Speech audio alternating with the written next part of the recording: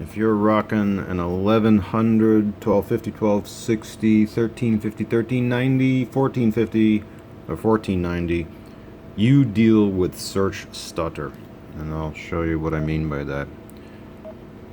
I've mentioned this before, but in case you haven't seen any of my previous videos, this is what happens with these older units, with modern map updates. I go to spell the name of a location. I'm just going to search for Chevron, as in Chevron gas station, so C-H-E, yeah, see, stutter. It will show up. There it goes. V-R-O-N.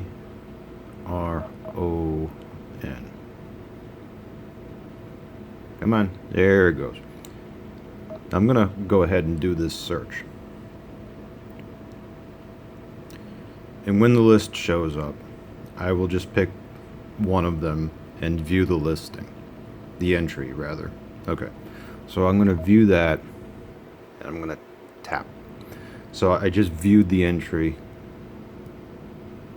Go back. What just happened that you did not see is that it did cache the search.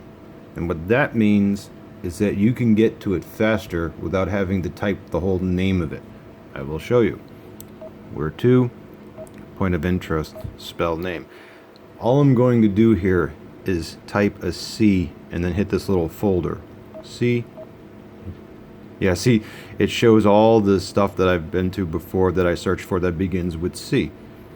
Or if I wanted to, if I just get out of this, search for CH. There we go. Bam. Done. And then it does the search for Chevron. And then it will show up eventually. There it goes. Alright. So every time you do a search for anything, if you do have to at least view one entry, and then the next time you go to where to point of interest and spell name, then just type the first one or two letters and hit the little yellow folder thing, and then it will show your previous searches for that. And you don't have to wait as long, you don't have to deal with that stutter. So if there's specific names of specific places you go to often, nice to know.